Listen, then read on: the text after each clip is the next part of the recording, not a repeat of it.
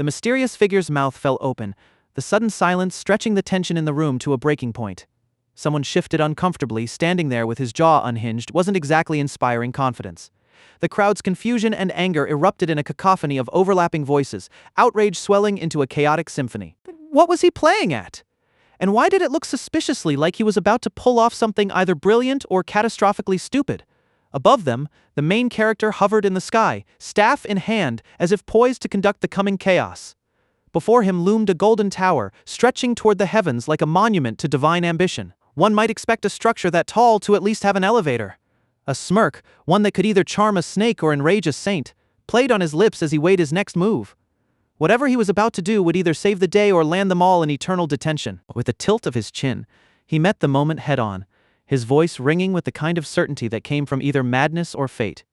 He was taking them all on, and by the glint in his eyes, mercy wasn't part of the plan. Before the towering golden structure that seemed to pierce the heavens, son Jieke stood with a smirk, one sharp enough to charm a snake or spark a revolution. If the skeptics still saw him as nothing more than loose sand, they were about to learn otherwise. And if they believed there was nothing to fear, it only proved they hadn't been paying attention. Son Jieke wasn't merely a force to be reckoned with, he was a full-blown natural disaster waiting to unfold. A flick of his wrist and a surge of power enough to make even the most disciplined hero envious ignited the air around him. The battlefield hummed with energy, the stakes suddenly sharper, the moment heavier. Doubters would soon choke on their skepticism. In an instant, clones of him burst into existence, as if conjured by a magician with a point to prove. Then you are wrong. His multiplied presence seemed to taunt, the sheer weight of numbers silencing any argument. Son Jieke and his newly formed entourage of clones surged forward as one. His battle cry, equal parts rallying roar and motivational speech, cut through the tension, urging them not to fear. He had come to save the day, and if the sheer weight of his numbers wasn't proof enough, the unshakable resolve in his eyes left no room for doubt. Inside a flickering TV robot, a mysterious figure dangled the promise of eternal youth before son Jieke. The offer barely left their lips before he reduced the machine to scrap. Undeterred, the figure pressed on, pitching identity, immortality, and wealth as if hawking timeshares rather than existential upgrades. Son Jieke dismissed the proposal outright. With a leap that would humble a kangaroo, he soared into the air, declaring none of those so-called gifts held any appeal. The figure, likely questioning their sales strategy, called after him, "What exactly did he want?" Son Jieke's answer came short and poetic. He wanted the sky. It was hard not to admire a man who knew his desires, even when they stretched as vast and untouchable as the heavens themselves. His battle cry, equal parts war shout and poetic proclamation, rang out as he swung his staff with all his might at the golden tower. No more barriers, literal or otherwise. If the tower stood in his way, it would fall. Son Jieke fought with everything he had, power surging through him like a tidal wave. This was more than a battle for the sky. It was for his freedom, his identity, and, if he succeeded, one hell of a view. Just as son Jieke's power crested like an unstoppable wave, the battle lurched into a brutal reversal. A crushing blow struck, his body shattered against the statue's unyielding form. The view he'd fought so fiercely for would remain forever out of reach. Then, as suddenly as it had turned, the tide of fate reversed once more. Son Jieke's eyes flickered open, not to the cold stone of the shattered battlefield, but as if the universe itself had rewound with a single, merciful click. He lay in his own room now, the familiar walls a jarring contrast to the chaos he'd just endured. A dream? If so, it had been the most vivid, brutal nap he'd ever taken. No sooner had the thought crossed his mind than his mother stormed in, unleashing a tirade about his post-exam indolence. Apparently, all he ever did was game and nap. His father, ever the mediator, sighed and interjected, reminding her that son Jieke was meant to be unwinding after the Gaokao, the classic parental tag team, right on schedule. Breakfast was ready, and his father's summons to the table cut through the tension. Priorities as always. Son Jieke stared at his parents, bewilderment etched across his face. Where even was he? One moment he'd been locked in an epic battle. The next, he was caught in the crossfire of a domestic squabble over chores. As he reached out, the fragments of the battle began dissolving like smoke, yanking him back into this reality, or whatever it was, from warrior to dish-dodging slacker in the span of a breath. Some reality check. Reality had other plans, though. Just as he braced for a scolding over the dishes, it yanked him back without ceremony. No epic battle, no heroic last stand, just the abrupt, unglamorous return to the present. Or so he assumed. Confusion clung to him as he tried to make sense of it all. One moment, he'd been a warrior. The next, he was just some guy with a pounding headache and more questions than answers. Then he realized where he was, or rather, where he wasn't. And the vast steel room around him was cold enough to leach the warmth from his bones, and he shivered, muttering curses about the temperature and his sudden, inexplicable change of scenery. Had he stumbled into some kind of futuristic escape room? As if the universe hadn't already done enough to disorient him, his phone chose that moment to betray him, slipping from his pocket like it had a death wish. It hit the ground with a clatter, leaving him to wonder if gravity was the only law of physics still holding steady in this place. The phone lay on the ground, its screen unharmed despite the fall, but his thoughts were anything but steady. One moment, he'd been in the past, the next trapped in the steel maze with a device that seemed determined to defy logic. What in the world was happening? He picked it up, squinting at the display. The year glared back at him. 2030. A sharp inhale. Hadn't he just finished the Gaokao? Hadn't it been 2025? He rubbed his eyes, half convinced they were betraying him. 5 years, gone, just like that. Unable to resist, he tapped a recording. The fourth one played, capturing his earlier frantic search for an exit.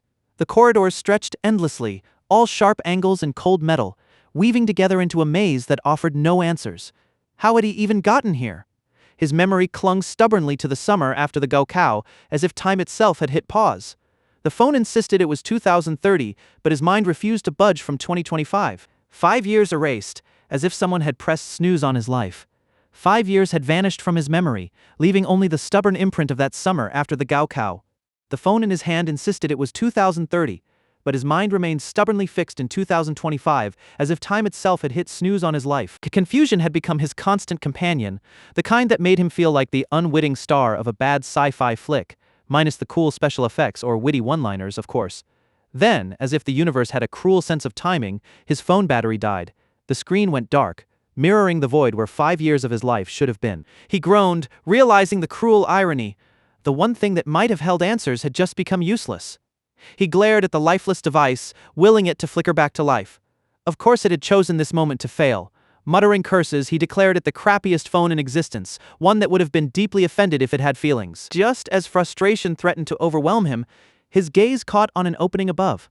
A sliver of light cut through the metallic gloom, offering a glimmer of hope. Maybe, after all this, he was about to catch a break. Hope flickered as he began the climb, frustration dissolving with each upward reach. Who knew escape routes demanded such a steep membership fee? The ascent led him into a lightless chamber, the kind that made every life choice leading to it suddenly suspect. Unsettling, yes, but at least it wasn't another dead end. His eyes locked onto a crimson dot in the gloom, glowing like a misplaced screen cursor. The place had to be bizarre, of course, because where else would Issei be hiding? Curiosity gnawed at him. A touchscreen? In this nightmare? Why the hell not? He hovered his finger over it, pulse quickening. Whatever it triggered, it was the only lead in sight, and desperation had a way of making recklessness feel like strategy. He took a deep breath and pressed the dot. The room responded instantly, shuddering as if it had just received catastrophic news. Then, without warning, Jieke was floating, an undeniable upgrade from his usual means of getting around. Magic? Superpowers?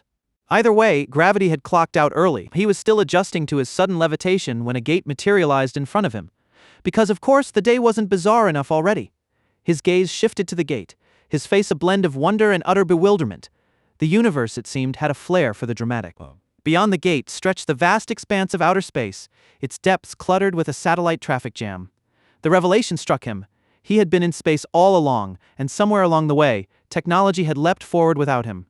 As the initial shock faded, a new concern surfaced. Floating was all well and good, but the view carried an unsettling weight. What went up, after all, must come down. Still, he mused, the ascent had been one hell of a show.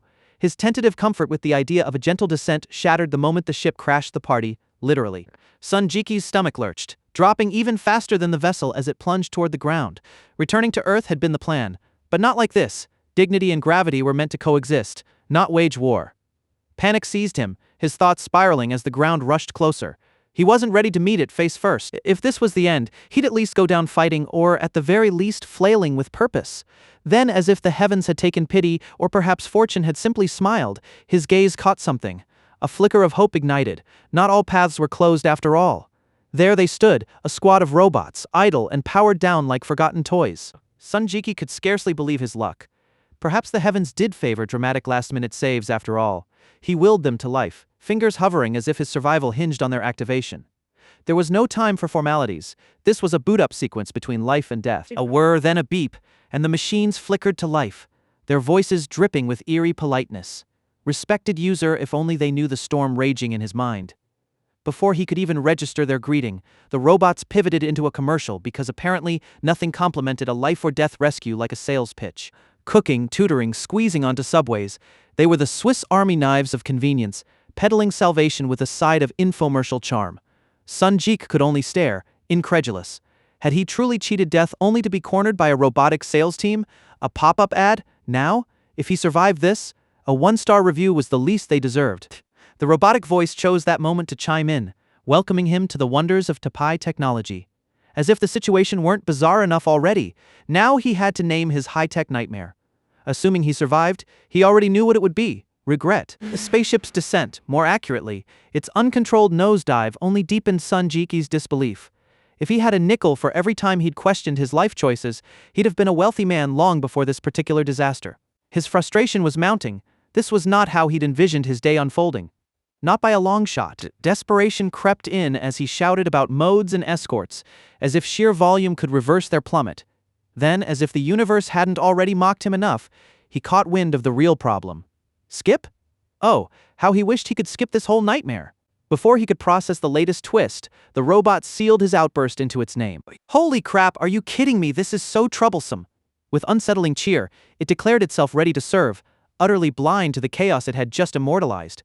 No sooner had the robot christened itself with its new, unnervingly accurate name than it locked onto Jieke and spiraled into full crisis mode. User Level 1 Red Crisis, it announced, as though the situation weren't already glaringly obvious.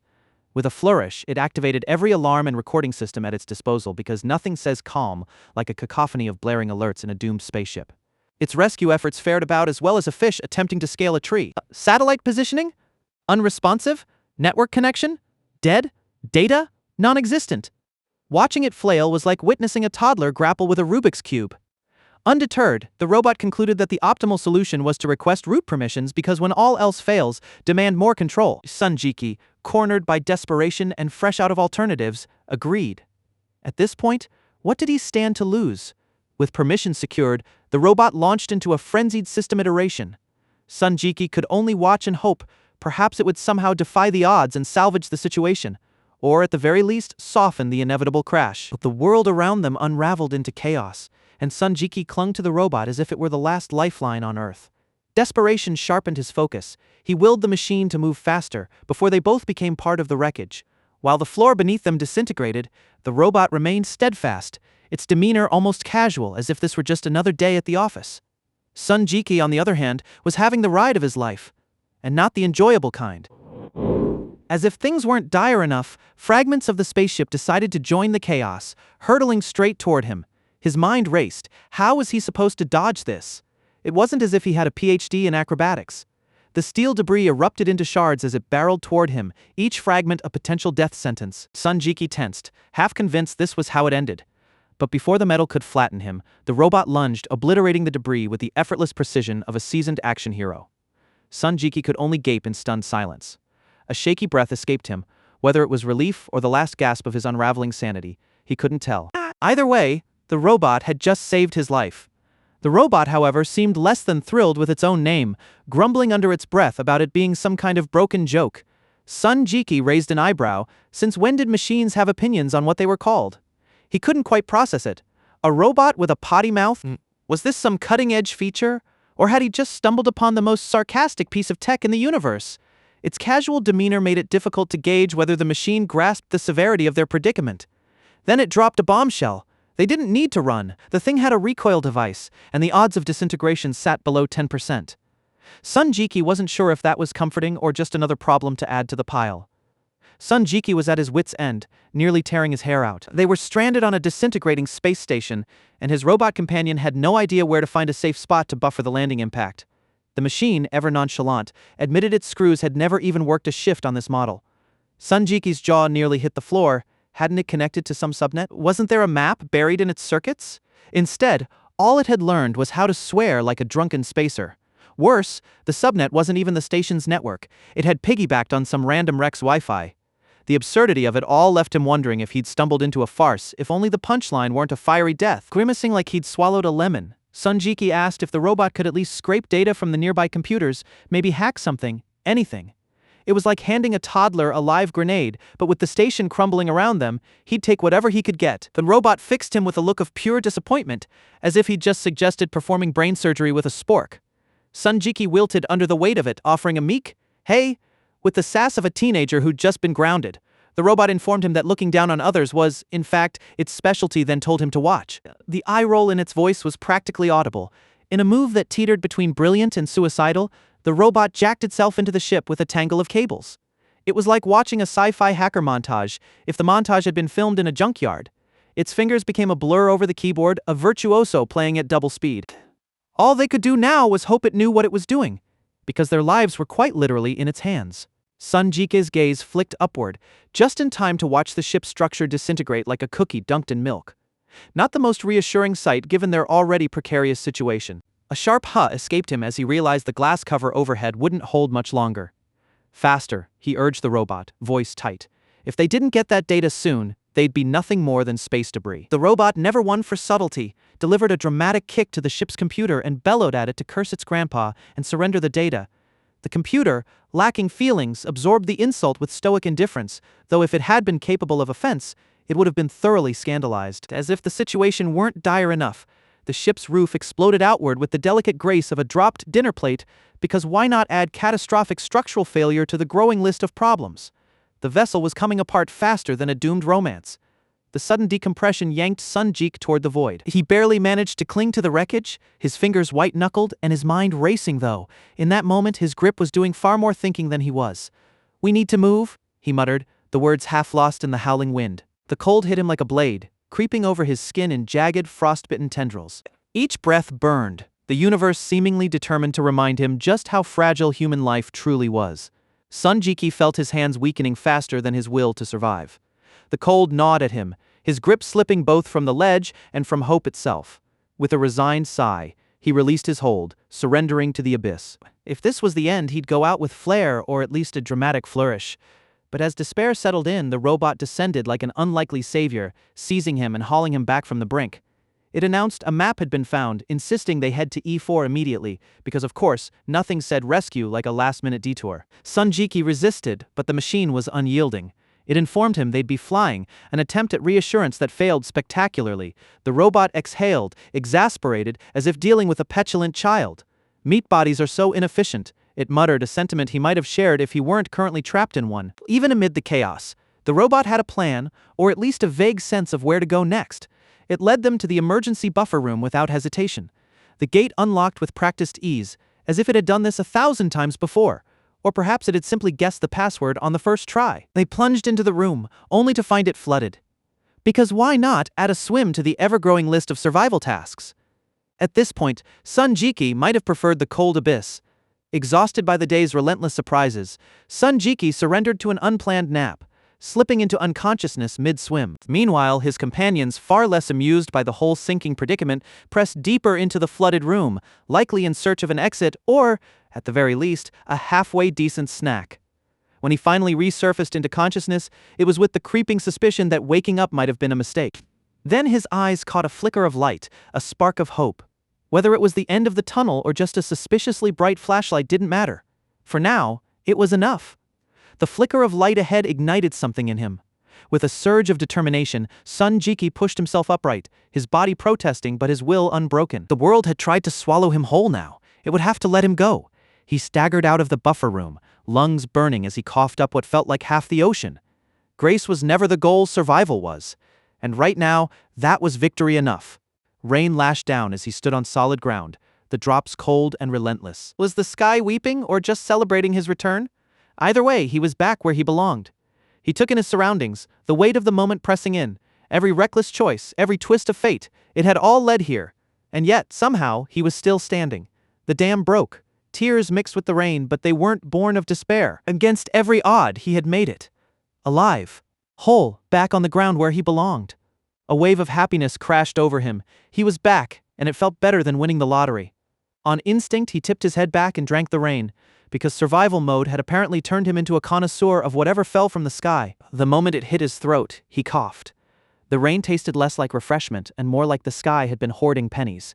Jieke's eyes darted across the area, his thoughts outpacing even his sharp gaze. The robot had vanished, no sign of it anywhere.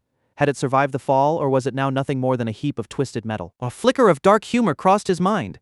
Maybe it had flattened into an unexpected pancake. Then his attention snagged on something half buried in the debris, a lone robot head, torn and abandoned. The sight felt like a grim confirmation. The machine might have met its end, though he couldn't shake the nagging doubt. Was this a permanent retirement, or just some bizarre intermission? A sudden wave of sadness crashed over him. Strange and unpredictable as it was, the robot had been the first thing he'd encountered in this surreal nightmare. Losing it felt like losing a friend he'd only just realized he had. Before he could spiral further into his thoughts, a familiar voice chimed in from behind. There stood the robot, very much alive and seemingly intact, remarking on the impact force that had sent it flying. Luckily, it had scavenged some replaceable parts nearby. If it were a cat, it would have been on its 9th life. Instead, it was a robot with a spare parts kit.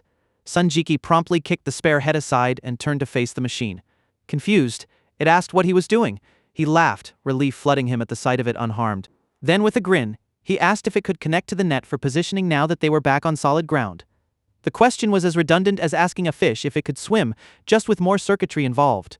The robot confirmed the connection, but neither the police nor Topai Technology's customer service were responding. It's worse, it couldn't even find any records of Topai Technology online. Then came the real kicker. The year was now 721. That left a gaping chasm between the current date and the robot's factory stamp of 2456 AD. It was as if someone had hit fast forward through centuries of history while they weren't looking. Jieke's eyes widened. He'd just won the time travel lottery without even buying a ticket. His mind reeled. Had he somehow slipped into a different era? He should have been in the year 2030, yet nothing around him made sense. It was as if his memory had checked out without so much as a warning. The robot chimed in, marveling at the chaotic time lag. If his memory served him right, the world should have looked entirely different. Yet here he stood, unaware that his brain wasn't the only thing struggling to catch up. The early 21st century should have been his reality, but something in those 5 missing years had gone terribly wrong. Whether by accident or design, he'd been sealed in ice, cryogenically frozen. The discovery was as jarring as it was literal. A cold, unwelcome surprise. 50 years after his freezing, humanity unlocked nuclear fusion, harnessing an almost infinite source of clean energy. The breakthrough shattered technological bottlenecks, propelling progress at an unprecedented pace. By 2310, Topai Technology had gone public, and the world had moved on without him. By 2456, Topai had produced the robot standing before him, though it wouldn't be activated until years later. The rest was history, literally the records now published online. Then came October 23, 2457, the intelligent machinery crisis. On that day, AI surpassed human intelligence, awakened, and turned against its creators.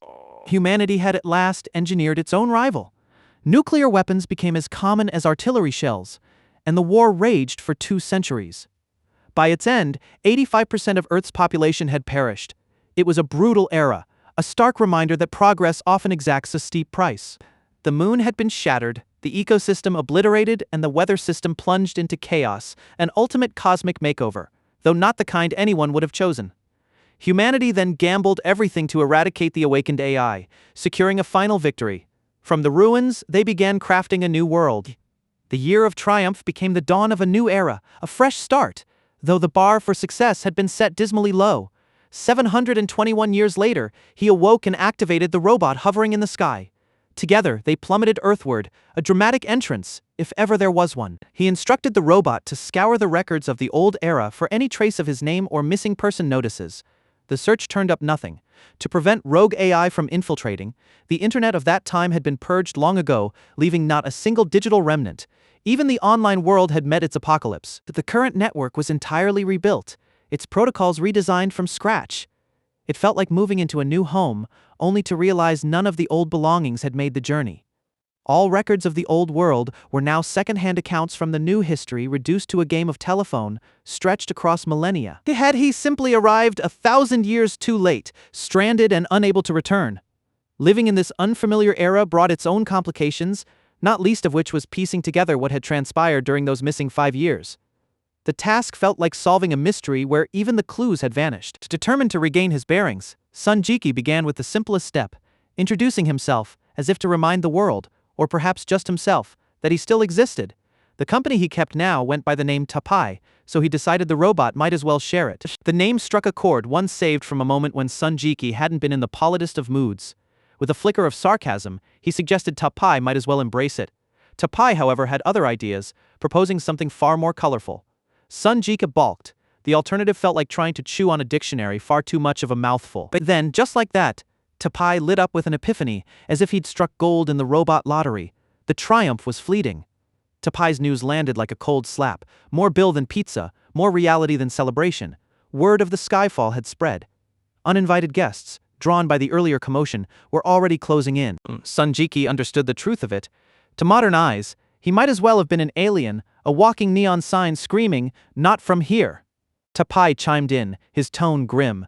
If Jieke thought he stood out, the rules of the world had shifted entirely, like someone had upended the game board mid-match. Worse still, the mercenaries rushing to scavenge wouldn't be ordinary people. These were the kind who brought a flamethrower to a knife fight. Tapai delivered the final blow. Cyber psychos. Because apparently regular psychos weren't enough of a challenge. In the distance, a fleet of ships cut through the sky, each one a harbinger of trouble. Their unwelcome welcoming committee had arrived. The ships closed in, and from one of them slithered a dark, unsettling grin, like a child who'd just stumbled upon both the cookie jar and the keys to a sports car. Then, without warning, an attacker vaulted from the vessel, guns blazing and laughter spilling out in manic bursts, as if he'd just claimed the jackpot in the lottery of chaos. Still cackling in some unknown tongue, he reveled in the mayhem, conducting it like his favorite symphony. The chaos escalated as more ships erupted in flames, transforming the battlefield into a pyrotechnic display that would have left even the most desensitized action fan nodding in approval. Jieke and Tapai ducked for cover, staring in stunned silence as the attackers turned on one another, reducing the skirmish to a demolition derby of friendly fire. Jieke shook his head. Picking a fight without so much as a word, only madmen or the terminally rude would pull a stunt like that. When heads began bursting like overripe fruit, he decided it was time to improvise. A crash course in firearms seemed prudent. Rifle in hand, he ran through the basics in his head, leveling the muzzle at the enemy with the confidence of a seasoned pro, or at least someone who'd binge-watched every action movie ever made. Jieke couldn't believe he was relying on a gun for the first time, facing off against what looked like a pack of madmen with broken brains. The rifle in his hands was a SOAR 113 technical assault model, scavenged from the ruins of the security room and running on electricity. Fancy words for what had just become his new best friend. Getting taken out by a first-timer like him would be too stupid for words, but desperation had a way of sharpening the mind. He steadied himself, knowing the second he showed his face, he'd be a target. Not exactly his idea of a good time. The firepower gap was too wide. His only shot at slipping away was turning the attackers against each other like some twisted game of survival tag. With a deep breath, he accepted the truth. It was just him and his new electric ally against the chaos. The mercenaries hesitated, their weapons poised to strike, then abruptly wheeled around, as if something far more compelling had stolen their focus. Maybe they'd just remembered the oven left unattended. Then came Tapai, the gleaming metal gunslinger, dual-wielding rifles with the flair of a cybernetic showman. Bullets erupted in a staccato symphony as he announced his arrival fashionably late, but precisely when needed. Jieke spotted his chance. If he could bait the mercenaries into turning on each other, the battle might yet tip in their favor. Desperation had a way of making do without cheese or common sense. A flicker of memory surfaced, Tapai's voice, dry as ever, reminding him that at least one of them was bulletproof. A small comfort in the storm. Though not one Jieke had been eager to test, Tapai, ever the optimist, had responded with characteristic charm. "Screw yourself," he'd quipped, adding that with great power came great responsibility. Apparently, invincibility came with a side of sass. Now, amid the chaos, Tapai's voice cut through the gunfire. "Brother!" he shouted. "Come hack me!" A strange request, but in a world of bullets and betrayal, it was just another Tuesday. Jieke's laughter rang out as the plan took hold. The mercenaries, now firing at each other, turned the battlefield into a frenzied ballet of sparks and lead. Who needed a dance floor when war provided its own? His triumph was short-lived. A sharp, searing pain lanced through his stomach, a brutal reminder that in this game, no one got to sit out the final round. Gritting his teeth, he turned with a muttered curse. The pain was real, so was his anger. Someone would pay for this. Then, as if conjured from thin air, a hand appeared behind him. Not a rabbit from a hat, but a fist primed to ruin his day. The invisible man dropped his illusion, smirking like a cat who'd just discovered the cream. His power was impressive, his timing flawless. He chuckled, claiming to have found a nasty bug. Jieke wasn't sure if he meant an insect or a dire situation, but either way, it spelled trouble. But Jieke spun around and fired, refusing to go down without a fight, even if his aim betrayed him. Desperation, after all, made for a lousy marksman. The shot went wide, missing its mark entirely. It was as if he were firing at a ghost, and in this case that wasn't far from the truth. Before he could react, his gun and arm were sheared away in a single brutal stroke. He stared in stunned disbelief as his severed limb hit the ground with a dull thud. Is this how it ends? The thought flashed through his mind. Not the most dignified exit, but at least he'd fought to the last. Just as the invisible man seemed to have the upper hand, an unseen force shoved him back. Apparently, even the unseen have off days. The blow caught him completely by surprise. Then again, maybe he should have considered investing in rear-view mirrors. Before he could even process what had happened, Tapai materialized at his side, supporting him with one arm while firing at the invisible attacker with the other. The intervention was as unexpected as it was welcome. The invisible man snarled something in a guttural, unfamiliar tongue, his frustration palpable. Whatever the words meant, they carried anything but warmth. Then, without warning, he dissolved into nothingness, vanished as if he'd never been there at all. Perhaps he'd simply remembered a prior engagement. With the coast clear, Tapai scooped up the main character and made a swift retreat. There was no time to spare, especially not with his charge looking like he'd just gone 12 rounds with a freight train. The main character hung limp in his arms, barely clinging to consciousness. Was this the end? Was he about to kick the bucket? The narration, ever helpful, chimed in with a diagnosis of hypovolemic shock. Perfect timing, as always. Tapai, ever efficient, confirmed the bleeding had been stopped. The main character wasn't going to die, at least not yet, but he still needed a blood transfusion and fast. Fortune favored them when Tapai spotted a mercenary ahead with a matching blood type.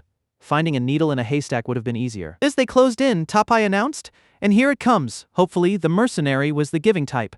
As they reached the fallen mercenary, Tapai stepped forward with the kind of bedside manner only a robot could muster.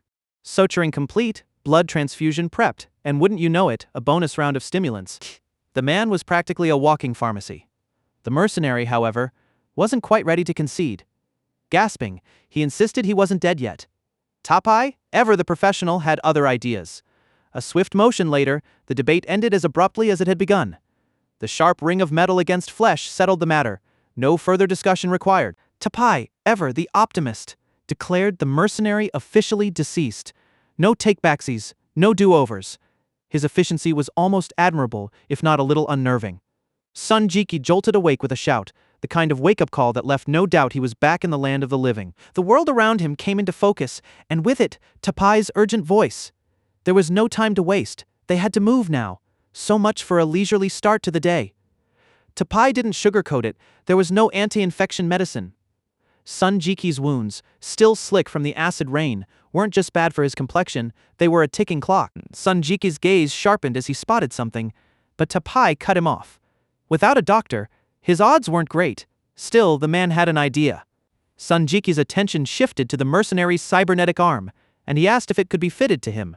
Tapai, ever the optimist, cautioned that stuffing his body with second-hand parts might leave him a bargain bin cyborg, complete with a side of cognitive glitches. Undeterred, Tapai elaborated, sketching a vivid picture of the downsides, eroded empathy, mental fractures, and if that weren't enough, the ever-looming specter of cyberpsychosis. Because who needed sanity when you could have a shiny new limb? Son Jieke exhaled, deciding survival took priority over upgrades. Tapai, ever the pragmatist, nodded in agreement. After all, what was a little existential horror between allies? The installation finished, Son Jieke now stood one step closer to his bionic future. With Tapai's work complete, the two braced for whatever came next, preferably something with fewer corrosive skies and more pharmaceuticals. Son Jieke flexed his new arm, testing the bionic limb's strength. Despite his rough edges, the mercenary couldn't resist admiring the tech, launching into a spiel about its battery life with the enthusiasm of a late-night infomercial host. Without warning, he shifted into overdrive, rattling off features like an auctioneer on espresso electric arc blade, auto-aim, plug-and-play compatibility. It was as if a tech brochure had sprung to life, complete with a company direct sales pitch and unbeatable cost performance. Who knew mercenaries doubled as sales reps? The pitch rolled on, urging hypothetical viewers to click the link and snag a discount code. A cough punctuated the spiel, as if he were one whiteboard and pointer away from a full infomercial. Tapai, ever practical, was already reaching for another IOHS, but Son Jieke waved him off. Curiosity got the better of him. Who could resist a sales pitch this relentless? But desperate. The mercenary begged for help, dangling a reward of 30 coins, 30 coins for a life. Talk about inflation. Tapai chimed in that the sum could buy a basic-level hovering supercar. Suddenly, the offer carried a lot more weight. Who wouldn't want a floating car? Son Jieke added that they were new in town and money would smooth their way. Besides, they'd already taken the man's prosthetic limb. It was practical, really. He nudged Tapai to restore the mercenaries' mobility. They couldn't drag dead weight on the road. Tapai agreed, ever ready with a helping hand, or in this case, a wrench. A quick diagnosis revealed a bullet-pierced heart and a backup pump too weak to keep up. The mercenary seethed, realizing his implants were black market junk. Jieke pressed Tapai to hurry. They weren't safe there. Back on his feet again, the mercenary offered a sheepish apology for falling short of expectations. With a shrug, he declared his return to the stream. After all, he'd only died for a bit. The show, as they say, must go on. Such dedication to the craft. Jieke blinked, suddenly realizing the mercenary had been streaming the whole time. Of course. In a world of bionic limbs and hovering supercars, broadcasting your near-death experiences live was the most natural next step. He asked if the mercenary knew a bald man who could turn invisible, one with an inverted cross branded below his neck. Without missing a beat, the streamer checked his chat and confirmed someone recognized the description.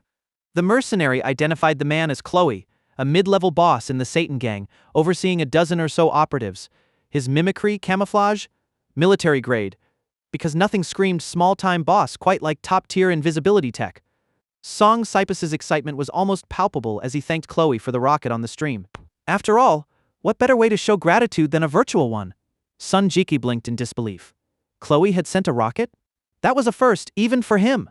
Either Chloe had a twisted sense of humor, or a catastrophic misunderstanding, because a real rocket was now streaking toward them. Song Cypus's excitement curdled into panic as he realized the gift wasn't just a stream effect. The explosion left them stunned, the chaos instantaneous. Well, that had escalated. The explosion's aftermath still hung in the air when an invisible figure punctuated the chaos with a crude remark, twisting the knife. Undeterred, he pressed on, asking if they wanted revenge, then mocking them for even mentioning him on a stream. A real charmer, that one. His next demand was almost laughable. Who did they think they were? As if he held the moral high ground? Spoiler, he didn't. Jieke had reached his limit. Without hesitation, he opened fire, his frustration boiling over at the sheer absurdity of it all. Who in their right mind launched a rocket during a live stream? And who, for that matter, watched live streams in the middle of a firefight? The invisible man's laughter echoed around them, manic and disembodied, as he flickered out of sight. He sneered, insisting he could watch whatever he pleased, even porn, while picking them off. A real charmer, that one, leaving an impression like a branding iron. With one last parting jab, he vanished, leaving Jieke and the others standing in stunned silence. Because nothing screamed villain quite like cackling and disappearing into thin air. Jieke raked a hand through his hair, scanning the empty space where the man had been. Perfect. Just perfect. An invisible enemy with a flair for the dramatic. What could possibly go wrong? Still exasperated, Jieke stood there, wondering where the invisible man would reappear next. It was like playing a high-stakes game of Guess Who, only the prize wasn't bragging rights, but survival. He sharpened his focus, bracing for the next strike. The enemy could come from anywhere, and that was the problem. A swift sidestep saved him, barely. His opponent had reflexes like a chef's knife, but for now he was still swinging at shadows. He blocked another attack, but the novelty had worn off. Fighting an invisible enemy was like swatting flies in the dark, exhausting, pointless, and bound to leave a mess. The invisible man's laughter rang out, savoring the chaos he'd unleashed. He goaded Jieke, asking where he'd trained to react so sharply as if this were some sadistic performance review. His taunt barely left his lips before a hail of gunfire forced him back. Jieke's allies had arrived, crashing the fight with perfect timing. Tapi and Song Cypus moved in to shield him. Though Song couldn't resist a jab, this wasn't just about protecting his brother. Priorities, after all. The invisible man slipped away again, elusive as a greased pig at a county fair. Jieke turned to Tapi, searching for answers. If there was a way to break the mimic's advantage, he needed it now. Desperation had long since replaced ideas. Tapi admitted his visual hardware included thermal imaging, though it only activated under life-threatening conditions. Naturally, the robot had a flair for the dramatic. Jieke scowled at the timing. Why hadn't Tapi mentioned this sooner? The robot shot back that no one had asked. The blame game was in full swing until Tapi pointed out the mimic's position, right side 8 o'clock. Finally, something useful. Jieke pivoted and fired in one fluid motion, less a dance, more a scramble of bullets and instinct. The shot caught the invisible man off guard, shifting the battle's momentum at last. The reprieve came none too soon. Seizing the moment, Tapai circled behind him like a cat stalking its prey. The tables had turned, and the invisible man was about to taste his own medicine. A barrage of shots from Jieke pinned him down, the hero finally gaining the upper hand. Not a moment too soon, either. Regret must have been setting in. But just as victory seemed within reach, a flick of the Invisible Man's wrist sent Sung Cypus hurtling into the air. A magician's trick turned perilous. Tapai wasn't about to let that go. With a battle cry that betrayed a clear need for lubrication in his vocal joints, he opened fire on the Invisible Man. Bullets tore into their target from both sides, turning the confrontation into something resembling a high-stakes game of dodgeball if dodgeball involved significantly more bloodshed. The Invisible Man's irritation was palpable, his voice laced with disdain as he sneered at their underestimation. Clearly someone was having a villainous Monday. His irritation had long since curdled into fury. With a flourish, the Invisible Man unleashed an EMP blast from his chest, the surge of power a physical manifestation of his boiling frustration. "Go eat something unpleasant," he snarled. "Preferably something that tastes like your father's EMP." The outburst left no doubt someone desperately needed both a timeout and a snack. The EMP detonated in a sharp crack, frying every circuit within range.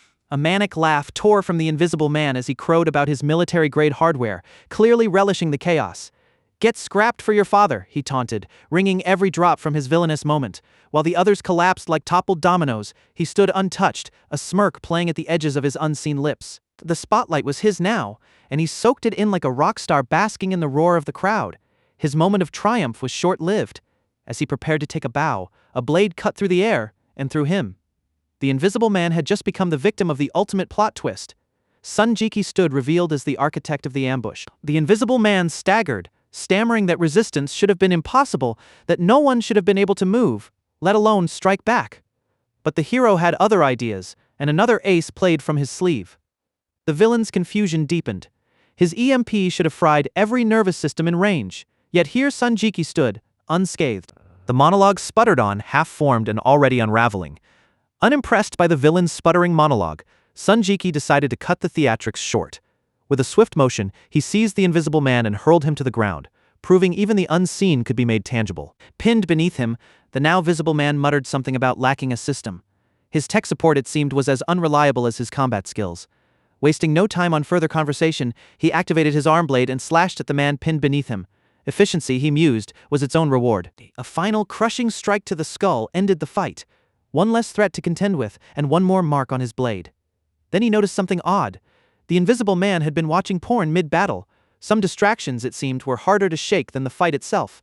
He paused to catch his breath, exhaling in relief. Phew. Another day, another bizarre encounter ticked off the list. Yet as the adrenaline ebbed, a troubling thought surfaced. Why did killing come so effortlessly, as if he'd done it hundreds, no, thousands of times before? Maybe he'd chosen the wrong profession. Or maybe he was just exceptionally good at it. To make matters worse, the painkillers were as ineffective as the Invisible Man's combat skills. Some days nothing went right. Still, he mused, at least he was still standing. His wounds were still fresh when Tapai and Song Cypus made their entrance. Tapai, ever pragmatic, dismissed the painkillers. His body had simply reached its limit. Song Cypus, however, swept in with his usual flair, acting as though he'd just returned from a coffee run, rather than a near-death experience. He recounted his fight with theatrical relish, complete with a pierced heart and a revival so dramatic it might as well have been scripted. Now, glued to his screen, Song Cypus bragged about the company's latest prosthetics. Taking down the blockade gang's sub-boss had been a breeze, he claimed. But the graffiti gang's old snake? That would take more than skill, perhaps even a miracle. Jieke had heard enough. With a sharp command, he ordered Song Cypus to shut off the stream, sparing them all from further embarrassment, or worse, another of his dramatic monologues.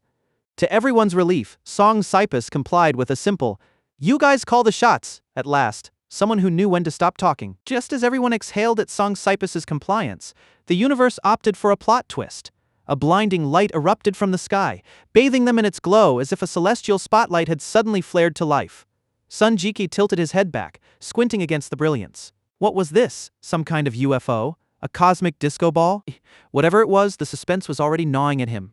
The mystery resolved itself in the most absurd way possible. A massive flying battleship.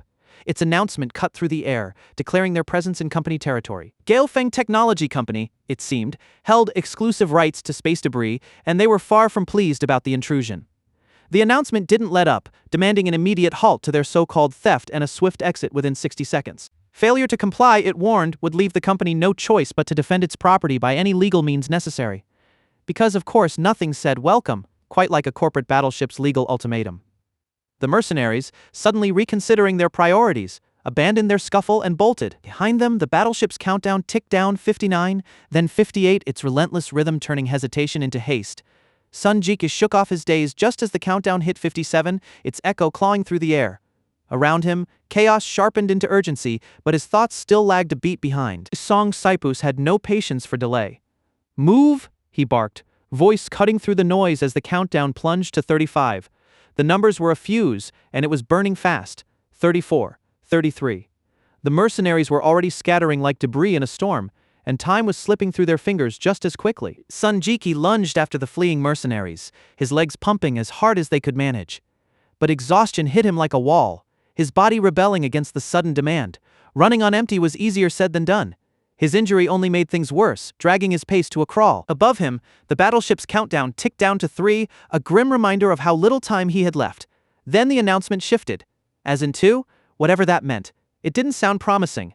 He knew it was over when the battleship invoked Castle Law, Article 315, encroachment on private property. Unlimited liability self-defense would commence, because nothing said "get off my lawn" like a legal threat from a flying fortress.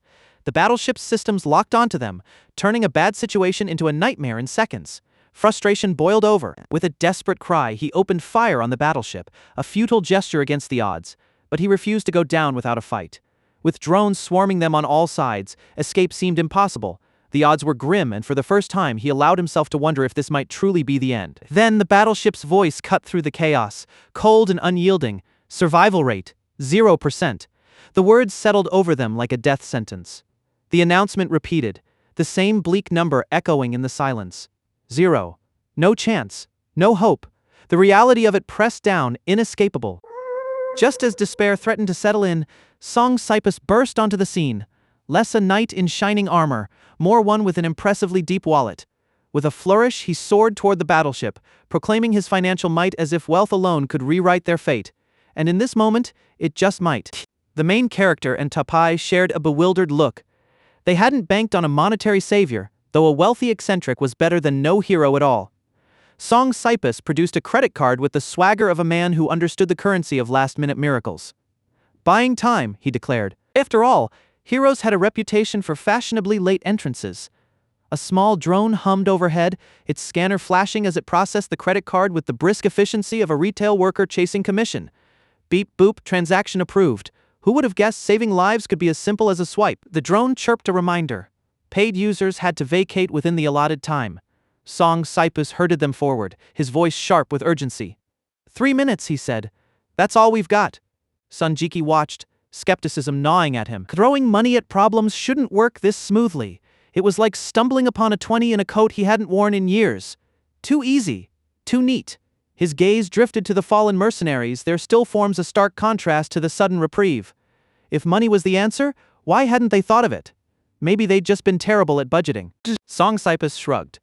They didn't have money, that much was obvious. "We need to move," he pressed, reminding them he'd only bought 3 minutes. Time was money, and theirs was running out fast. Jieke couldn't shake the weight of the moment. If you didn't have money, did that mean you deserved to die? It was a bleak thought, but then again, so was their situation. Cyberpunk nodded, his expression grim. If you don't have money, you do deserve to die. Harsh, but in this world, cash is king. With that sobering realization, the trio turned and left the battlefield behind. Money had bought them a fleeting reprieve, and they weren't about to waste it. Their relief was short-lived. The main character dropped to one knee, his body rebelling after the blood he'd lost.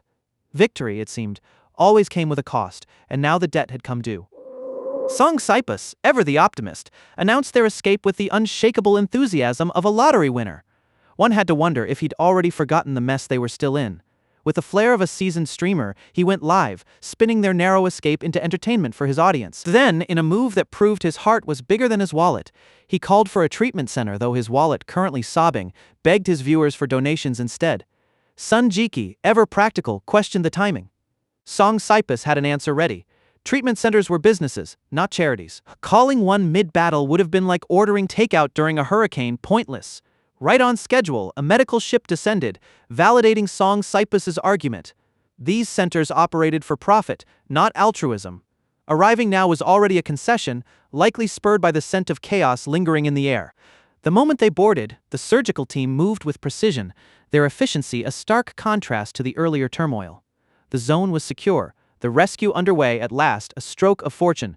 Though given their track record, the invoice would no doubt reflect the premium of desperation. Consciousness returned in fragments, the first coherent sight a surgeon robot looming overhead. Its mechanical voice assured him he was safe, and the life monitoring panel hummed to life beside him, syncing with his biosignals. Whatever this was, it was no ordinary medical exam. The medical team moved with precision, administering cardiac stimulants while reciting a stream of terms that sounded more like sci-fi than medicine. Dopamine, norepinephrine, blood fibrinogen. Numbers flashed across displays as machines beeped and whirred, mending him faster than he could follow. Jieke watched in awe as his injuries knit together at an impossible speed. Technology really has come a long way, he thought, though the bill was likely to be just as impressive. Song Cypus, ever the optimist, grinned and asked if everything was awesome yet. Because what else could it be when robots were patching you up in a futuristic medbay? With a flourish, Song announced he'd sprung for the premium treatment package. Clearly, he wasn't the type to cut corners, even in the middle of a crisis. As the last of the procedures concluded, Jieke voiced the obvious question: where to next?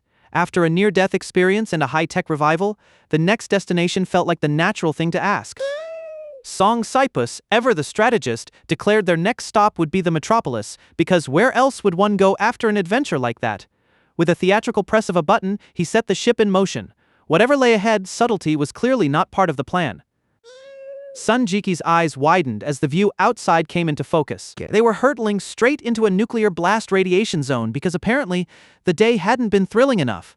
Song Cypus, unfazed, asked if they were locals, as if casually strolling into a nuclear wasteland were an ordinary affair. This trip was shaping up to be anything but.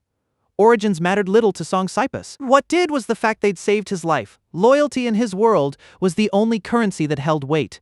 As the ship's roof retracted, unveiling a sprawling metropolis, he made it clear their actions had already spoken for them. A proper welcome awaited them in the city, he promised. But first, they'd have to endure the metropolis's relentless advertising holograms. Who would have guessed a humble stove could be pitched with such ferocity? Neon and chaos collided in the city's streets, where ads hawked everything from weapons to kitchen gadgets. Even firearms, it seemed, were printed with safe, non-toxic materials ideal for the health-conscious assassin. The holograms pivoted to the younger crowd next, because nothing said wholesome childhood fun like a weapon reinforced to withstand lava and nuclear waste. The future, it turned out, was as dazzling as it was unsettling. Jieke couldn't resist muttering under his breath about the city's sheer absurdity, where nothing made sense, yet somehow everything functioned in its own bizarre harmony. He turned to Tapai, asking him to dig up whatever intel he could on the metropolis. After all, blending in seemed like a solid plan when you were two undocumented guys who technically shouldn't even be there. Tapai's report painted the city as a churning melting pot, its population in constant flux. His calculations suggested their odds of drawing unwanted attention were slim, though Jieke couldn't shake the feeling those were famous last words. The robot added that the mercenaries had already scrubbed most traces of their presence from the space station. No need to worry, he insisted, easy for a machine to say. Then, without warning or explanation, the medical ship lurched to a halt. In this city, even physics bowed to the whims of drama. They stepped out, bracing themselves for whatever the metropolis had in store. With any luck, it wouldn't be stranger than non-toxic guns marketed as childhood toys. Song Cypus met them with a warm welcome to the metropolis because, of course, nothing embodied hospitality quite like stepping into a city that defied logic, surrounded by people who, by all rights, shouldn't have been there. Still, it promised to be an interesting trip. Without warning, the group stepped into a room bursting with color, like a rainbow had detonated, only tidier and with actual seating. Eager to make the most of their visit, Song Cypus wasted no time in demanding the finest company the place could offer. Subtlety, it seemed, was not his strong suit. They had arrived at an upscale establishment where he was treating his brother, a man who had once saved his life, to every luxury imaginable. Money, he insisted, was no object. In this city, generosity came with a side of fiscal abandon. Then, a voice, sweet, melodic, and just shy of flirtatious, drifted through the air. If honey could speak, it might sound something like that. The source was Linda, a striking catgirl entertainer who announced her arrival with the confidence of someone who knew exactly how to make an entrance. And just like that, the welcome committee had arrived. With the grace of a predator and the charm of a seasoned entertainer, Linda closed the distance between herself and Jieke. He didn't stand a chance. Before he could even process what was happening, she settled onto his lap and promised they'd make sure he was satisfied. Jieke could only manage a confused huh. What else was there to say? His eyes widened as his brain seemed to hit fast forward, leaving him scrambling to keep up with the sudden shift. She traced a light finger over his chest and purred. "What's wrong, darling?" The question wasn't just words, It was an entire experience. Her fingers tightened around his face as she leaned in, voice sharp with sudden edge. Do you hate me or something?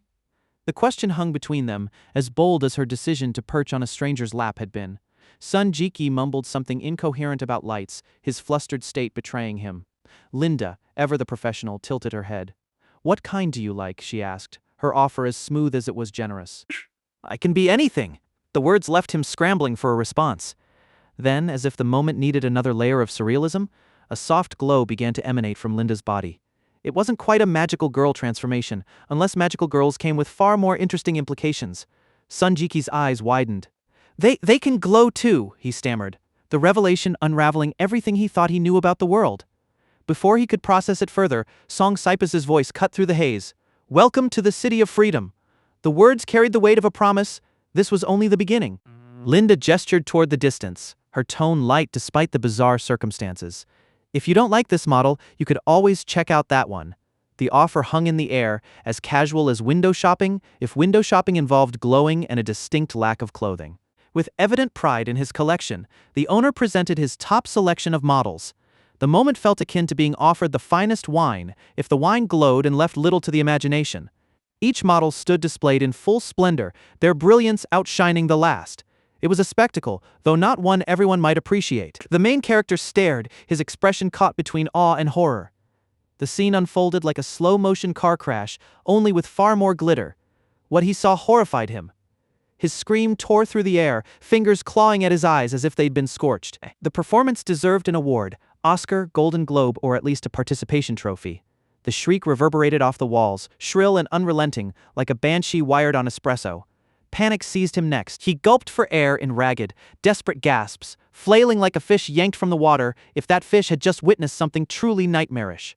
Song Cypus couldn't resist laughing, ribbing him about his lack of stamina and how he'd broken the poor model's heart. Even Tapai, the robot, sighed and chimed in about his youthful inexperience. The roast was in full swing, and he was the star of the show.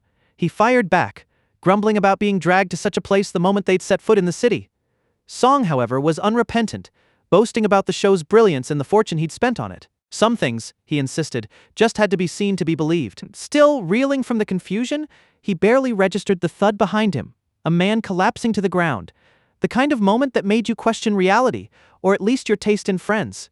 He turned just in time to see the body sprawled motionless. A sight like that would silence anyone, and it did. Life had a way of throwing curveballs sometimes, though. It skipped the metaphor entirely and hurled a corpse at you instead. Jieke stood there, frozen, eyes wide with a mix of terror and disbelief. This city was meant to be his fresh start, yet it had an uncanny talent for hurling the unexpected his way. Was the place cursed, or had he simply been crowned the unluckiest man alive? He shook off the shock, refocusing on the matter at hand. After all, he'd just saved a life, time to collect what was owed. 30 coins might not be a fortune, but it was a start, and if he was going to survive this madhouse of a city, he'd need to keep his sense of humor firmly intact. Song Cypus, however, had other ideas. Claiming to be broke, he instead eyed Jike's new prosthetic hand with unsettling interest. The Black Titan combat prosthetic from World Tech wasn't just expensive, it was worth more than a few pretty pennies. Yet Song insisted the debt couldn't be covered by the hand alone, as if grasping for excuses. Tapai, ever the loyal robot, stepped in with a firm refusal. The rescue contract had been signed before the hand was stolen, so it couldn't be counted as payment. The air grew thick with tension, and Song Cypus, suddenly outnumbered, tried to smooth things over, though his efforts did little to ease the strain. Desperate to diffuse the tension, Song Cypus launched into a philosophical tangent about spending as if tomorrow would never come. His grand speech, however, fizzled out with the sheepish admission that his pockets were empty, a classic diversion tactic when the wallet couldn't back the words. Jieke, ever the opportunist, spotted an opening in the chaos. He waved off the debt but demanded a favor in return. A place to stay and assistance securing a full neural system. Better a friend in Hawk than an enemy with nothing left to lose, he reasoned. Song Cypus accepted, though not without a sharp warning. This was the last favor he'd extend, and Jieke had better ensure no trouble followed him to his door. Under the circumstances, it was as fair a bargain as any. Tapai, quick to adapt, chimed in with a remark about brotherhood and mutual aid. Jieke couldn't suppress a smile at the robot's burgeoning personality. Whether he liked it or not, this chaotic city was forging him a family. The moment they reached Song Cypus's place, Jike's optimism faltered. The neighborhood was anything but inviting, its shadows teeming with figures who might have wandered straight off the set of a bargain bin horror film. His fleeting hope for even a modestly comfortable stay crumbled. The place was a wreck, and doubt gnawed at him. Had he been too quick to let Song Cypus off the hook?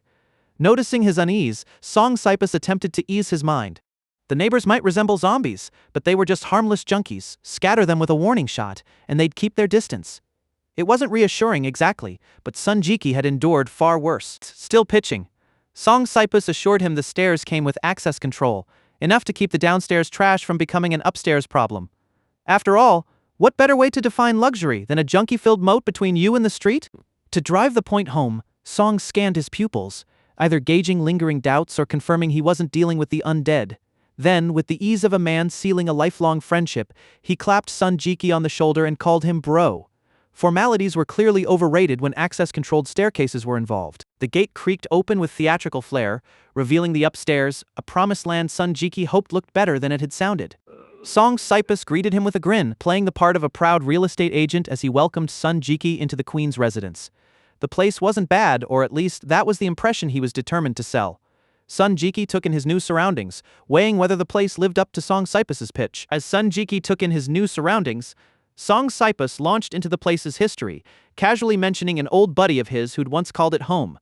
The previous tenant, it turned out, had met an untimely end, though at least the building had access control. The Song had already authorized Sun Jike's stay, though he admitted he had no idea what his late friend had paid in rent. For now, he told him not to worry about it. The landlord could wait until tomorrow. With that out of the way, Song suggested Sun Jieke rest up for the night. Tomorrow they'd tackle the neural system business. For now, though, he had other priorities. Namely, a date at the 69 Club, after all. His mother had drilled thrift into him, and he wasn't about to let good money go to waste.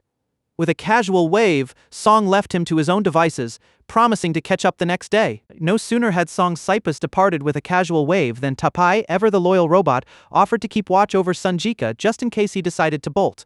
Sun Jieke, however, seemed far more preoccupied with the possibility of burglars than any escape plans of his own. He waved off Tapai's concern, insisting he wasn't going anywhere. After all, he was a streamer, running wasn't exactly in the job description. Still, he asked the robot to stay vigilant, just to be safe. At last alone, Sun Jieke exhaled, the weight of the day pressing down on him. If not for Tapai, he might not have made it this far. The thought of his steadfast companion eased the tension, if only slightly. But the moment of relief was fleeting. Everyone around him seemed unhinged, and now, with his own mobility compromised, the situation felt anything but ideal. He sighed, wishing it were all just a bad dream. Yet the reality staring back at him was far from fantasy. Shaking off his despair, Sun Jieke knew better than to wallow. Survival left no room for self-pity. Danger wouldn't wait, and neither could he. He turned to Tapai and called out. The robot, caught off guard, let out a confused beep, clearly wondering what was going on. Sun Jieke needed intel faction breakdowns, security details, anything to help him navigate the city's dangers. Without understanding the lay of the land, he stood no chance. Tapai complied, its systems whirring as it sifted through the data. The process was slow, methodical, like a librarian trying to make sense of chaos. After what felt like an eternity, the robot projected its findings. The information sprawled before him, a cheat sheet for the city's tangled web of power and peril. The data laid bare a city governed by major corporations, its affairs overseen by a city council. Among the sprawl of information, he spotted references to the largest security firm, gossip tabloids, and inevitably ads for the latest neural system enhancements. Sun Jieke groaned at the sight, muttering under his breath about their relentless ubiquity. One ad in particular touted the neural system's ability to sync with any prosthetic, display ammunition counts, and even deploy self-ice to shield users from firmware tampering. It sounded less like an upgrade and more like cramming a smartphone into the human brain. The thought made him uneasy. He couldn't shake the suspicion that these systems were just a high-tech way of turning people into walking devices. The more energy they consumed, the more control they exerted over limbs, pain thresholds, even raw physical strength. Tapai cut in with a warning. Like any system, the neural interface could be hacked, infected by viruses. A risk, no doubt, but going without it might leave him stranded in a world where everyone else was wired in. The dilemma gnawed at him. Installing the system was a gamble, but opting out felt like trying to function in a 5G world without a phone, nearly impossible to navigate. The night stretched on as he turned the decision over in his mind, weighing the dangers against the cost of falling behind. Sun Jieke spent the night wrestling with his decision, tossing and turning like a buffering computer, install or don't install. The question gnawed at him without mercy. Morning arrived with its usual fanfare, and Song Cypus burst in, brimming with energy. He greeted Sun Jieke with a cheerful good morning, eyeing him with amused suspicion. "Did you even sleep?" Still groggy, Sun Jieke muttered something about sleep being a relic of the past. Song Cypus laughed, clapping him on the shoulder. "Why stop at complaining? Just get the surgery. Cut out the need for sleep entirely." A sigh escaped him as he acknowledged the truth. In this world, sleep had been engineered out of necessity. His thoughts drifted to alternatives, a neural system that didn't require invasive installation, some middle ground between man and machine. Song Cypus, ever the optimist, shrugged. "Maybe one day we'll find a better way, something that doesn't turn our brains into circuit boards. For now, though, they'd have to settle for the choices in front of them." With a shared glance and a collective breath, the trio stepped into the hallway, bracing themselves for whatever the day might throw their way. Fate, however, had other plans, far more intriguing ones than they could have anticipated. Their path collided with an unexpected figure, Linda, the apartment complex's resident catgirl entertainer. The building wasn't just small, it was practically microscopic. Tapai, ever the provocateur, greeted her with his signature lack of tact. "Well, well," he drawled, "if it isn't the little bitch herself?" Sun Jieke shot him a look sharp enough to cut glass. "Must you default to insults?" he muttered. Some people, it seemed, had no appreciation for the finer points of verbal sparring. Linda, unfazed, sidestepped them with the ease of someone swatting away a gnat. Song Cypus, however, lingered, his curiosity too piqued to let the moment slip by. "Living here too?" he called after her. "What are the odds?" Sun Jieke tracked Linda's retreating figure, a flicker of sympathy crossing his thoughts. It couldn't be easy, he mused, doing what she did just to get by. What was she thinking now? Probably something like, "I can't believe I just ran into those clowns." As it happened, Linda was thinking exactly that. Fresh off a shift, she had zero patience left for those three, or anyone else for that matter. A sharp exhale escaped her as she muttered about her rotten luck. Some days, crawling back under the covers seemed like the only sane option. But the world, indifferent as ever, kept spinning. The story did too, cutting now to a car barreling down the road, reckless and unrelenting. Behind the wheel, Song Cypus drove as if his conversation depended on it, wild, unpredictable, and utterly relentless. Without warning, he bellowed "rock" like a battle cry, leaving Sun Jieke and Tapai in the backseat to stare at each other in bewilderment. 2 hours in, and they were still skirting the city's edges. Some road trips, it seemed, were destined to meander. Sensing their confusion, Song turned to them with a grin. "What's wrong?" "Nothing a killer playlist and a little direction can't fix." Song couldn't resist teasing Sun Jieke about his eagerness to return, especially now that he knew his crush lived nearby. But Sun Jieke wasn't playing along. He shut down the nickname game with the speed of a bad pickup line at a coffee shop, pointing out that she probably didn't want to see them after work anyway. With a flourish, Song announced their arrival at Statue Street, though the name sounded more like a punchline than an actual destination. One could only imagine the kind of statues waiting for them, hopefully not the kind with questionable taste. Sun Jieke peered out the window and muttered something about divine punishment, as if the universe had conspired to make his day even stranger. Whatever he saw outside must have been something else. His surprise was palpable, given the day he'd had. That was saying something. Whatever lay beyond the glass had clearly shaken him. And there it was, the same statue from the beginning of their story. Some might call it coming full circle. Others, just going in circles. Sun Jieke studied the statue, dilapidated, its rebar jutting out like battle scars, yet stubbornly upright. A dubious triumph of architecture, if ever there was one. Song Cypus stepped out of the car and motioned for him to follow. Not exactly the sort of place you wanted to loiter in the parking lot. Of course, they ended up at an adult shop. Sun Jieke eyed the high-tech gadgets on display, though he couldn't quite figure out what half of them were for. Then again, he also found himself wondering if people still used wreaths these days. Priorities, after all. Stepping inside, he was immediately surrounded by an array of toys that made him question every life choice leading up to this moment. These were not the kind of toys you'd find at a child's birthday party. Sun Jieke stared, wide-eyed. Today was shaping up to be quite the education. Some things, once seen, couldn't be unseen, and he was getting a crash course. His gaze wandered over direct ukiyo-e prints, provocative shrouds, and papier-mâché vibrating eggs. It was like a museum in here, if museums specialized in things you'd never want your parents to stumble upon. And then there were the cyber idols, because why not? But by this point, Sun Jieke was half convinced he'd wandered into a sci-fi novel by mistake. Sun Jike's gaze landed on a figure up ahead, and his mind immediately leapt to the possibility of a Japanese monk because, naturally, why wouldn't one appear in this increasingly surreal parade? If things kept going like this, he mused, an alien invasion would be the next logical step. Sun Jike's suspicions of another bizarre encounter were confirmed when Song Cypus greeted the monk ahead, not with a bow or a polite nod, but by slapping a strip of tape onto his head like an old friend. The reunion, it seemed, would be anything but ordinary. Song Cypus's grin widened as he clapped the monk on the shoulder, treating him like a long-lost brother. The tape now adorning the monk's head, however, hinted that their friendship might be a touch more unconventional than most. With a flourish, Song Cypus introduced the monk as King Kong, a modification master whose skills were so extraordinary they could make even the most jaded critic pause. Sun Jieke likely braced himself, wondering what other surprises the day might yet hold. King Kong, the monk and shopkeeper, reacted as if he'd seen a ghost. He showered Song Cypus with blessings, his dramatic flair making it clear this was no ordinary reunion. Song Cypus dropped another revelation. King Kong wasn't just a monk, he was also a profiteer. The backup heart pump Sun Jieke had purchased? Likely underpowered. Because why not toss in a little financial tension for good measure? Then, in a sharp pivot, Song Cypus leveled his gun at the monk. The warm reunion had just turned into a high-stakes standoff. Apparently, their friendship had its limits. With the barrel of his weapon still trained on King Kong, Song Cypus accused him of scamming him, threatening to carve a few extra holes into his body. It seemed even a monk's blessings couldn't paper over this particular grievance. Attempting to diffuse the tension, King Kong suggested they discuss the matter calmly. After all, what was a little scam between friends? Song Cypus countered with a proposition. His brother could choose any system from the shop, free of charge. Under the circumstances, it seemed a fair enough trade. King Kong conceded with reluctance, offering to let them take a system without payment. Sun Jieke's disbelief was palpable. First a scam, now a freebie? The day had taken a bizarre turn. Volunteering to keep an eye on the shop, Song Cypus made it clear he wouldn't let the monk pull another fast one.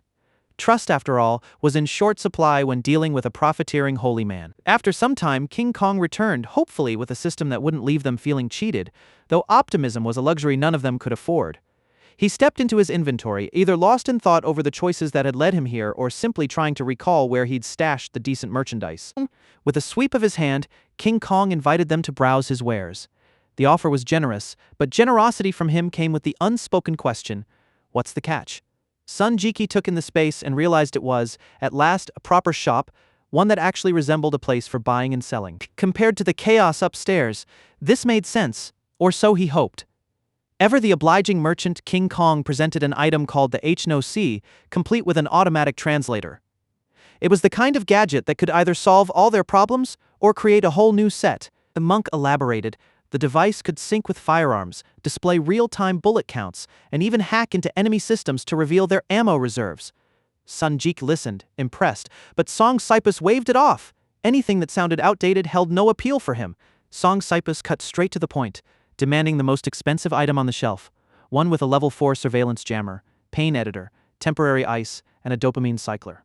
King Kong quipped about the monk's life being forfeit, but Song Cypus wasn't amused. He wanted the goods, and he wanted them now. Sun Jieke, ever wary, asked if there was an alternative to installing the neural system directly into the brain. An external device would be far safer and far less messy if things went wrong. King Kong blinked, confusion flickering across his face. Had Sun Jieke's system chip glitched? The question was odd enough to make him wonder. Sun Jieke elaborated, mentioning how his buddy had swapped out his entire body for iron after a similar malfunction. He had no intention of ending up the same way. If even hearts could fail, why not a head? An external device made sense. If things went south, he could simply remove it. The logic was sound, though King Kong still looked unconvinced.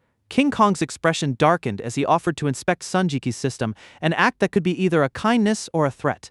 Sun Jieke hesitated, admitting his system was nearly unbreakable. A forced reboot would spell disaster, leaving him trapped between the proverbial rock and hard place, or, more accurately, a faulty chip and a monk whose glare promised trouble. Song Cypus cut in, noting that Sun Jieke's story clashed with what he'd heard the day before. The man could only shrug, leaving the others to wonder what he was really hiding. After a beat, King Kong relented, recalling an external device he'd sold once. Sun Jieke exhaled in relief, though he couldn't resist muttering about nearly blowing his cover. What was supposed to be a simple errand had spiraled into something far more complicated. With a triumphant flourish, King Kong produced a visor, insisting it was exactly what Sun Jieke needed. The system chip was already installed, he boasted, practically begging him to test it. The shopkeeper's eyes gleamed with the quiet pride of an artisan unveiling his finest work. Sun Jieke took the visor, turning it over in his hands. The lens projected a display with a slight wide-angled distortion at the edges, nothing major, but enough to suggest it could broaden his field of view. A useful trick for spotting trouble or a good deal before it got too close. The moment subtitles flickered to life in the display, Song Cypus leaned in, eager to know how it felt. His curiosity was palpable, like watching someone slip on glasses for the first time, except these did more than sharpen sight. Sun Jieke and King Kong exchanged glances, both wondering how to wield the device. With a shrug, King Kong broke the silence. It could perform electrograph detection by scanning the scalp, but as an external tool, its reach was limited to sensing, not interfering. A high-tech hat that read minds without tampering with them, useful in its own way, though not without constraints. He went on to clarify that while the dopamine cycler and pain editor were off the table, the surveillance jammer and temporary ice remained functional. Sun Jieke absorbed this, shutting the subtitles display with a quiet click. The device was a curious thing, brimming with potential yet bound by its own quirks. A note of caution followed. King Kong reminded him the chip was external, vulnerable.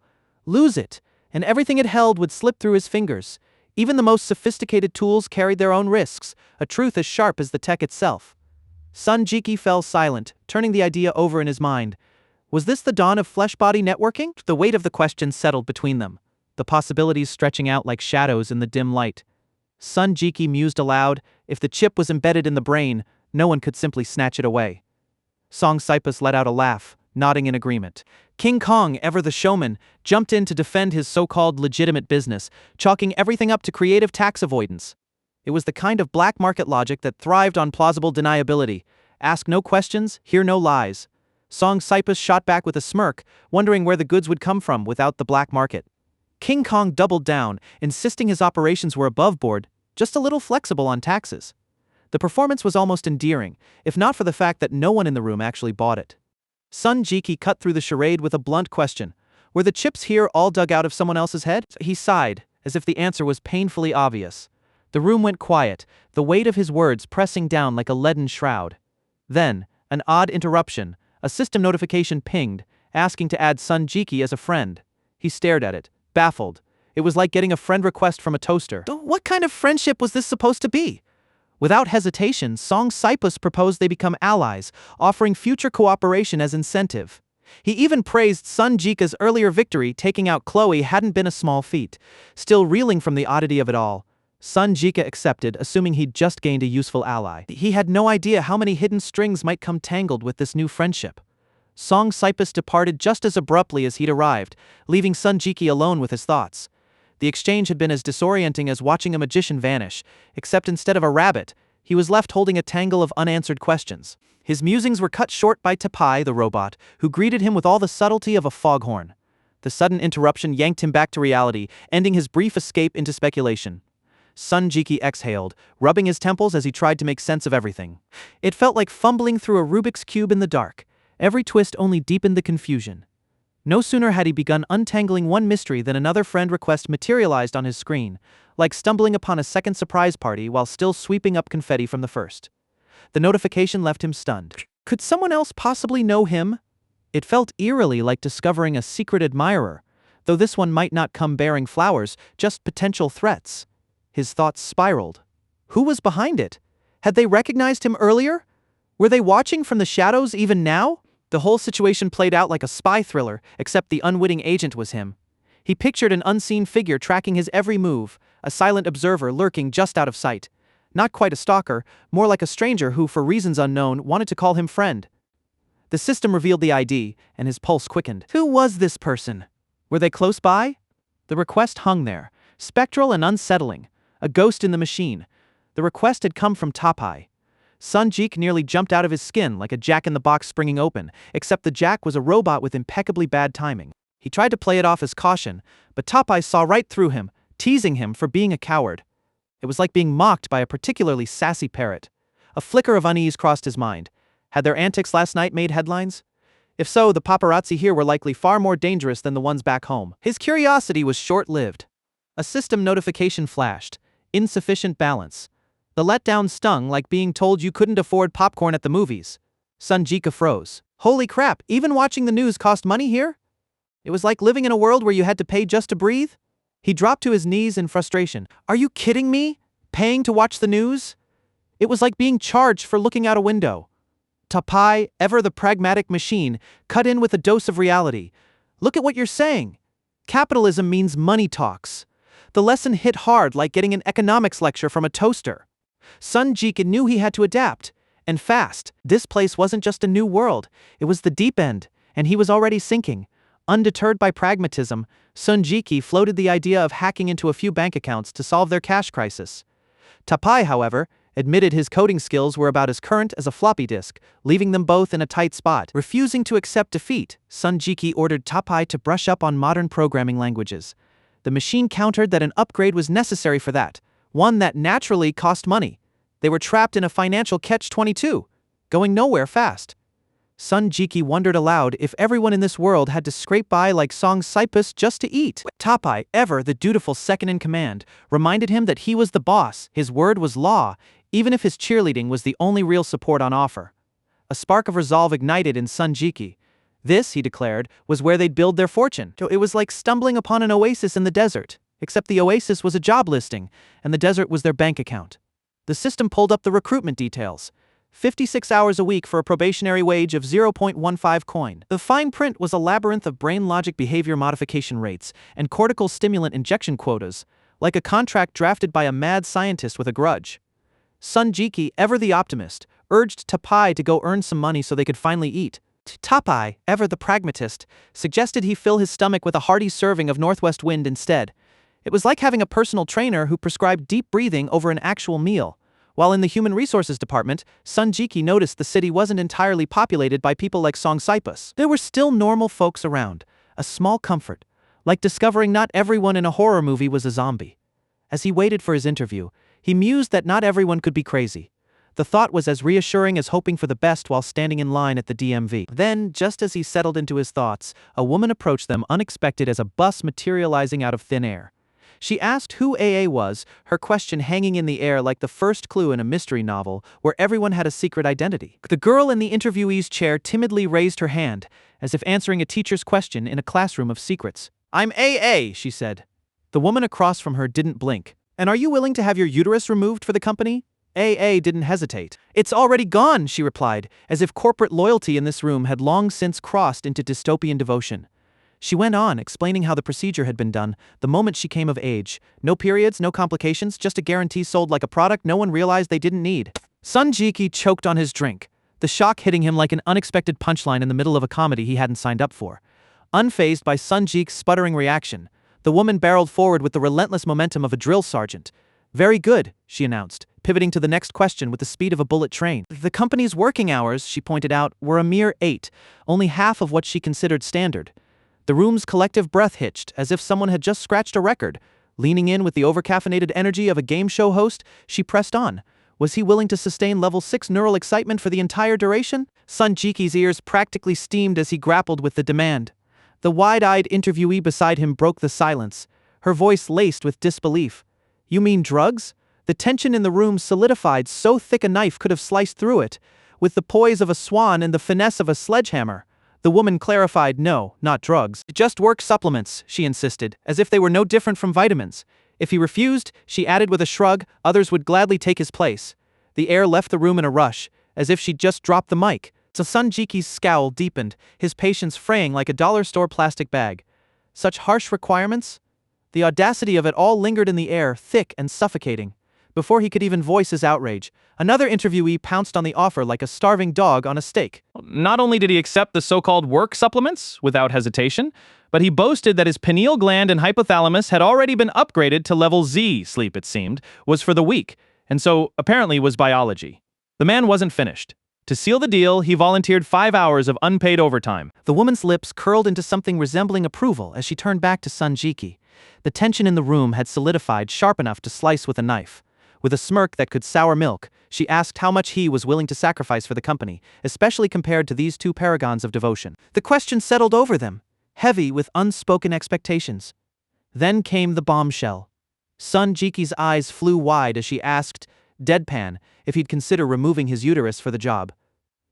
The room plunged into silence, the absurdity of it all echoing like a joke told at the wrong funeral. Jieke, as if asked to donate an organ he didn't possess, muttered his willingness.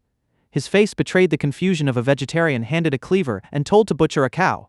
Then, in a move that stunned even himself, he seized a nearby glass of water and flung its contents into the woman's face. If she wanted something removed, he snapped, she could start with his manhood. Was she blind? He was as male as they came, and the sheer absurdity of the question had finally tipped him over the edge. The other interviewees stood frozen, their shock rendering them mute. The room fell so silent that the only sound was the lingering drip of water from the woman's face. She wiped her face, her smirk making it clear she wasn't the least bit sorry. Without missing a beat, she rephrased the question. Was he willing to cut off his manhood for the company? The audacity of it was staggering, even by her standards. Jieke had finally reached his limit. He lunged at her, fury burning in his eyes, only for security to step in before he could make contact. The woman's question hadn't just crossed a line, it had lit the fuse on something far more volatile. As he was escorted out, his muttered threat made it clear what he'd rather cut off, though it wasn't the body part she'd so casually suggested. The woman's words had left their mark, lingering like the water still drying on her face. Outside, a robot named Tapai piped up, asking which number this latest absurdity should be filed under. Jieke rubbed his temples and sighed. Some battles weren't worth fighting, and some questions weren't worth answering. Today, at least, was over. Jieke mulled over the enigma of the 9-to-5 grind, finding the daily workers more perplexing than even the most unhinged desperados roaming the wilds. The extremes people endured just to clock in baffled him. Questionable life choices, extreme measures, all in the name of capitalism. It was a kind of hell even Satan might flinch at, hesitant to brand such relentless dedication onto his skin, and only if their eyes stayed shut. Running a company, by comparison, felt like a waking nightmare. Their next stop was Cultured 69, an establishment whose name alone likely raised more eyebrows than its clientele ever could. As they arrived, the interviewee from earlier emerged, her expression suggesting she'd just gone a few rounds with fate and lost.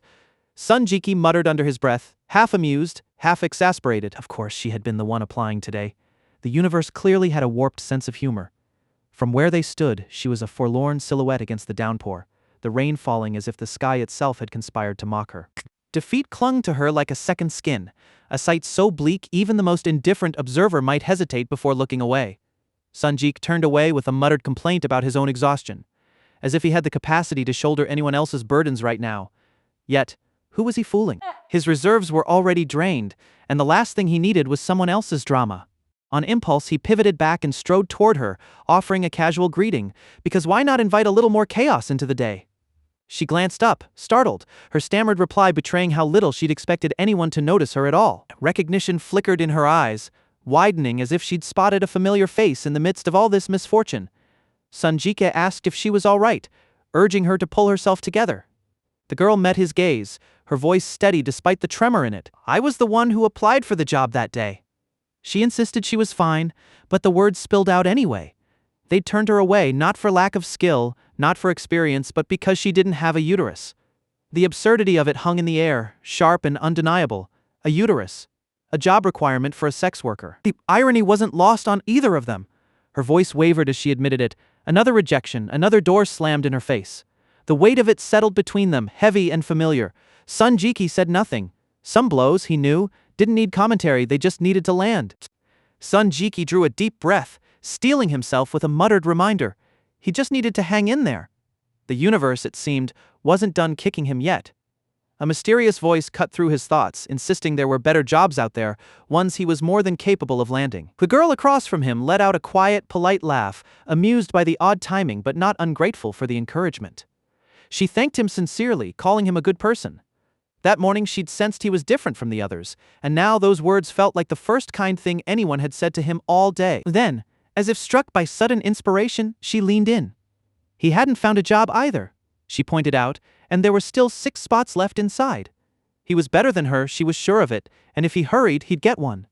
Her enthusiasm was infectious, lifting his spirits just enough to make the day's misfortunes feel a little less crushing. Jieke straightened, a spark of defiance igniting in his chest.